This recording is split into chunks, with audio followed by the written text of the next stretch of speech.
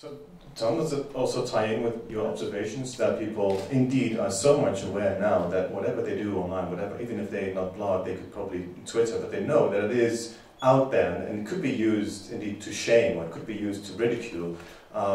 So, did you find in your research indeed that people are so much more aware of what is online can potentially hurt them, and then they might even become more careful, but also more secretive even? Yeah, but I actually was really surprised about the privacy concern that people expressed, because what I think that is the #1 reason for many people is that they just don't care. They have better things to do because they work and they go home, pick up their kids, make food, make dinner, and go sit on the couch. That's what most people are doing.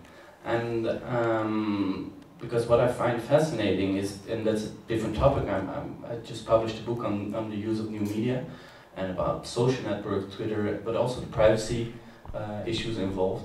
And it's actually fascinating to see how many people do not read actually what actually the privacy policy of Facebook is about Twitter, but also if you post a picture on Twitter, on TwitPic, on YFrog, or whatever service, you're actually giving away all your rights and you're giving your pictures away, and they can use it for commercial purposes.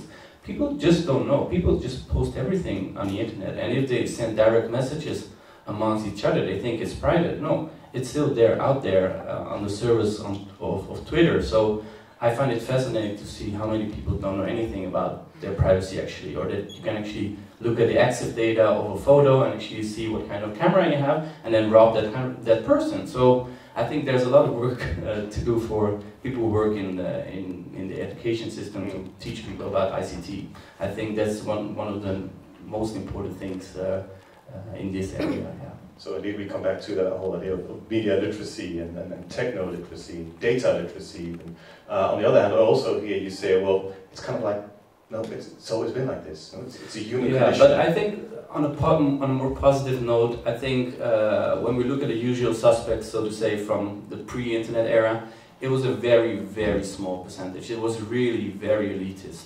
And of course, 4 or 5% is still not that much. But I think there's many more people now that have finally been enabled to express themselves publicly and somehow mobilize other important or influential people in the Netherlands. So I think it's a good thing that more people have been enabled to express themselves. Because before you were really waiting for a journalist to call you and then hoping that he would publish your opinion in the newspaper, and that has become easier. But what I find from a more democratic standpoint fascinating is that, for example, politicians do really use, for example, the comments on Geen Stijl, Telegraaf, Volkskrant, Trouw, to tap into public opinion. Okay, let's see what the public is doing. And I think actually that is a very dangerous thing to do, to look at the comments under a newspaper article online. I think that is actually the opinion of the public, because I have the impression that it's not as representative for the population as a lot of politicians actually think. So I think it's rather that we have a bit more extreme people there expressing their visions because they are actually not being heard, so they actually have a reason to express themselves. And people who find them representative in the newspapers or on the television or on nu.nl, they have less reason to express themselves. So I find it a very interesting thing to see how representative public opinion is on the internet and in real life. Yeah. And that also ties in with what we heard earlier before, that how is this represented?